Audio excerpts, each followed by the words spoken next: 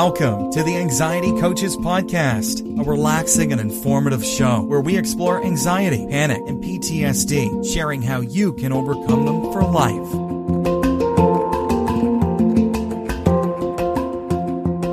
Aloha! Welcome back to the Anxiety Coaches Podcast. I'm your host and coach, Gina Ryan, and I am so happy to be with you again today as together we can consider the many ways to bring your mind and body back to its natural peace and calm.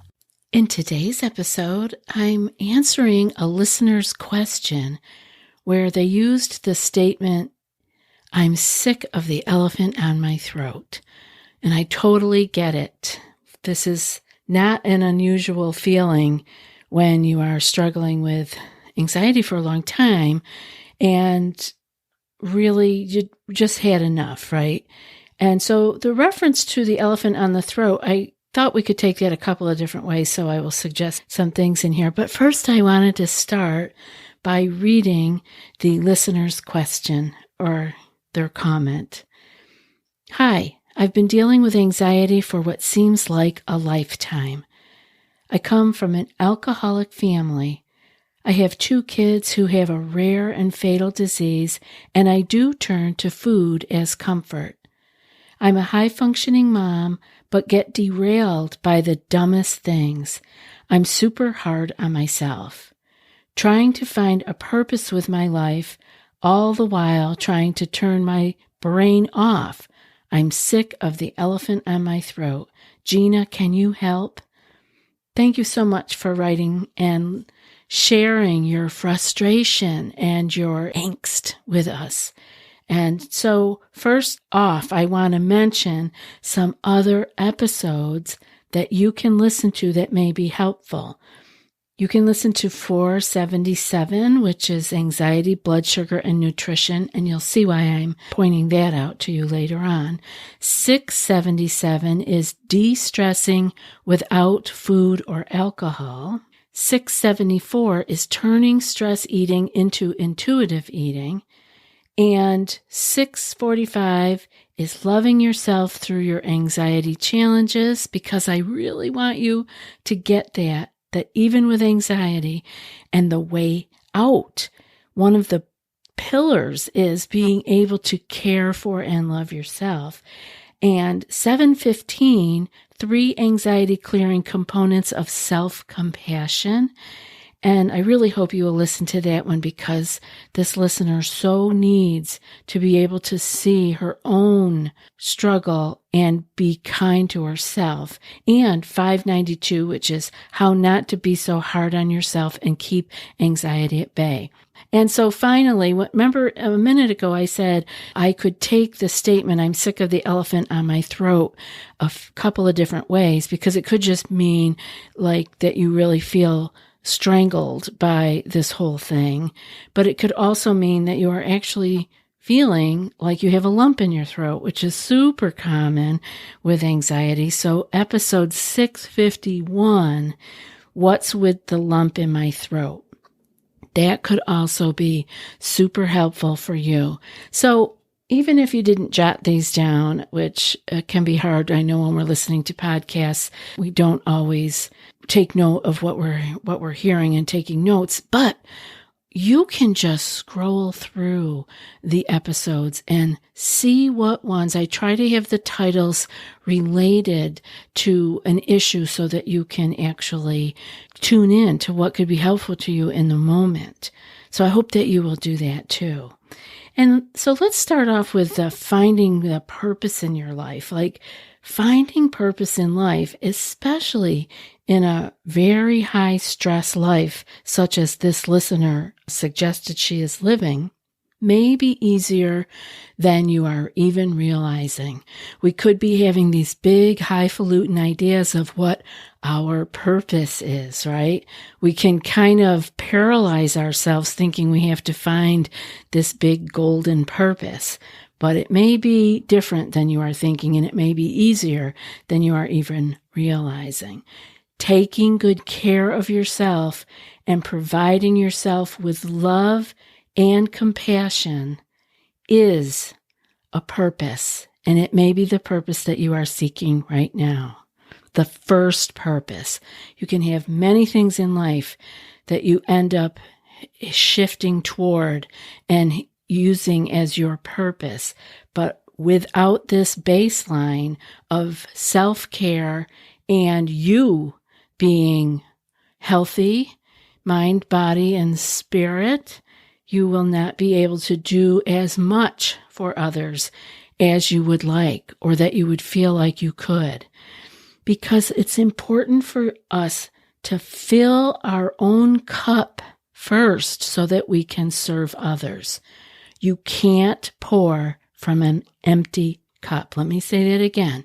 You can't pour from an empty cup. Keep that in mind when you are resistant to doing what you need to take care of yourself.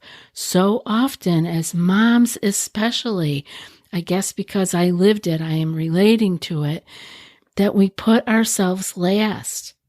We go on as if we can do everything for everyone else. And if there's any time left over or any energy, well, then we might do something. I know I've shared it a million times, but I would just go and go and go, like doing everything and often not even cluing into what I needed. And I hear this from clients all the time.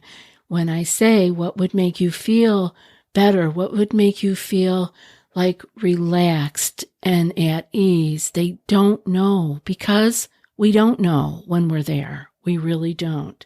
So fill your cup first so that you can serve others best. There are many topics that we cover here at ACP that I will be suggesting to this listener and to all of you out there who are just like her. These tried and true practices are exactly the remedy for the more harmful negative practices, such as the food that she mentioned. I'm sure she is not going to broccoli and to kale salad, right? So I assume, and I may be wrong, and I would hope that she would correct me if I am wrong, that she is meaning going to comfort food.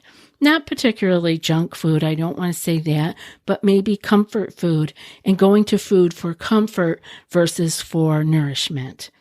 So we want to move away from those harmful and maybe somewhat negative practices that this listener has talked about in her question. A complementary benefit of maintaining self-care and self-compassion as your primary life purpose is that you will feel better. You will function better and live in better health over time. So before I go any further, I want to take a moment to thank today's sponsor. BetterHelp is with us. This podcast is sponsored by BetterHelp Online Therapy. People don't always realize that the physical symptoms like headaches, teeth grinding, and even digestive issues can be indicators of stress, like we have been talking about. And let's not forget about doom scrolling, sleeping too little, sleeping too much, undereating, and overeating. We all experience stress, and it's our response that makes a difference in how we feel. Our response determines if we stay in the cycle and end up going down the wormhole. Stress shows up in all kinds of ways, and in a world that's telling you to do more, sleep less, and grind all the time, here's your reminder, this whole show, to take care of yourself, do less, and maybe try some therapy. I have someone to talk to help me to keep perspective, to deal with stress, and to stay on keel in both my business and personal life. And you can too. BetterHelp is customized online therapy that offers video, phone, and even live chat sessions with your therapist, so you don't have to see anyone on camera if you don't want to. It's much more affordable than in-person therapy. Give it a try and see if online therapy can help lower your stress. This podcast is sponsored by BetterHelp, and the Anxiety Coaches Podcast listeners get 10% off their first month at betterhelp.com/ACP. That's BetterHelp.com/ACP. So beginning with food, we can improve our health and our well-being the way that we feel and our resilience, often by simply reducing and ultimately cutting out high sugar, high fat, and processed foods. There can be some unique issues as far as food consumption is concerned, mainly in the areas of underconsumption of particular nutrients, which can be avoided with the use of dietary supplements. And this is a good thing for you to do as a transition, as you transition to a better, more wholesome diet. And overconsumption of junk, especially the 3 categories that I mentioned: sugar, fat, and processed. Want to pay super close attention to those. We don't have to do everything all at once. I don't want this to be another to-do on your list. It can be done in a very easeful way, and that's what I would totally suggest, because what you want to do is just start one thing to get the ball rolling, and then you can stack more onto that because you're already doing that, and you can add in more. So some of these things that we want to pay attention to, the processed sugar, that can be one that you can try to make a switch with as an example. And this is what I do with clients, is go through this step by step, depending on the individual lifestyle, what the food issues are, and so forth. But sugar's a great one to look at, because the first thing you can just do is to stop drinking your sugars. That's huge. That means cut out sodas, cut out the sweet coffees, still have a fun coffee when you go out. You can still get a latte or cappuccino, but don't have a sweet one. Train yourself to enjoy the taste of the coffee and the other ingredient, which would probably be some kind of a milk or nut milk, right? Just see if you can learn to enjoy that, but don't drink your sugars. Just as one idea to put off right here in this show. And other things with fats can be another one that can be easy to cut down on if that might be what you're craving. You see, what we want to pay attention to here, the sugar, fat, and the processed foods actually work on our brain chemistry. They stimulate dopamine. And so we want to not be getting hooked in, because that can then become addictive. So we want to have our brain not craving these things by backing out of them. Slowly but surely, you don't have to do it all at once. And fat is a big one. Fat in animal products such as cheeses and meats can really be stimulating your desire for more of that. And then the processed foods, it can be things like chips and things that are ground down. It isn't so much that wheat or oats are the problem, but when you grind them down into flours, they become more easily absorbed and more apt to be able to trigger hormonal and neurochemical changes in us. So we just want to keep things as whole as possible, but again, do it a little bit at a time. If you find it hard to eat more whole foods, choose ones that you like the most, such as various fresh or frozen fruits. I want to say those big bags of frozen fruits, the frozen or cherries, these are wonderful to keep on hand and have them as treats. It can be really fun to get your palate used to enjoying fresh or frozen fruits. And then you add them in where you can before you cut out the more harmful products in your diet, because you have something else that you know you like that is available in the house that you can go to. You'll be amazed at how much better you feel with some natural foods in your diets, especially things like fruits and vegetables, because they're going to work on your gut. They're going to be good for your digestive system. The list will go on and on. Now let's get into being less hard on yourself, okay? Being less hard on yourself and more forgiving and compassionate with yourself may take some conscious effort on your part. Remember to put yourself high on your list of priorities. Just try it. You don't have to spend hours of it. You don't have to go on vacation or go to the spa every weekend. No, it's small amounts of time, but they are focused and they are focused on you. You become a priority in your life. It is hard with children. I totally understand that. And especially in this listener's case, she has children who are ill. But if you aren't well cared for, your ability to care for them will decline and be subpar. This is an important piece of knowledge for parents struggling with self-care and self-compassion to realize. You are going out of your way to take extra special care of yourself, and this is going out of your way to take extra special care of your children because you will be up then. You will have the energy and the wherewithal to do it. It may seem like too much to take care of yourself too, but it's absolutely necessary. Also, in better health, you will be more effective in both caring for yourself and your children. In this sense, you earn greater returns than the effort that you have put into it. It's win-win. To turn your brain off, now that's something we all kind of desire at some point, right? First, be sure you are not using any caffeine or chocolate or stimulating foods or drugs. These things will cause you more harm than you realize. They are absolute poison for the anxiety sufferer. Second, have you developed your meditation practice yet? Get practicing, even if it means starting with 1 minute a day. You are worth it, and it will build eventually over time, but you have to start somewhere.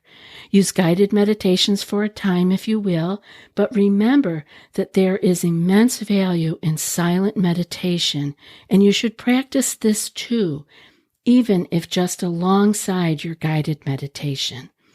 Third, what are you doing for exercise and physical movement? Yoga, Tai Chi, walking, these are all gentle practices that are available to most people that can be highly effective for moving your inner energies around and helping bring about more restful states of mind during the day and at night for sleep. So remember, check out some of those older shows mentioned and scroll through all of them anyway just to see what you would like to hear. And know we are all in a place where we struggle with getting started with self-care, but you can do it. Just be kind to yourself along the way.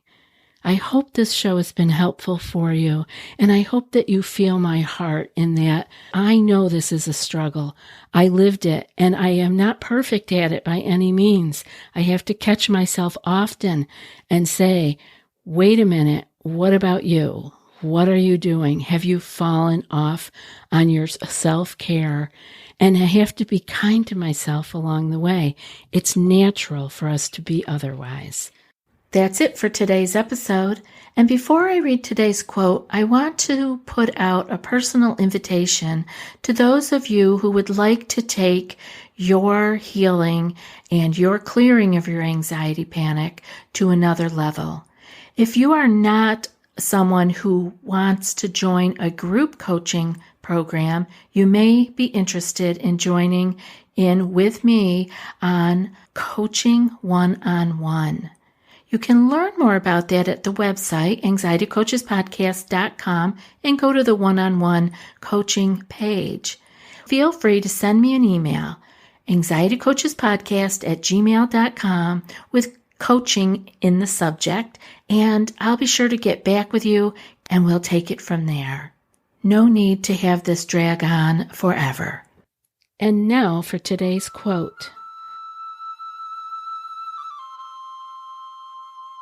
Self-care is never a selfish act.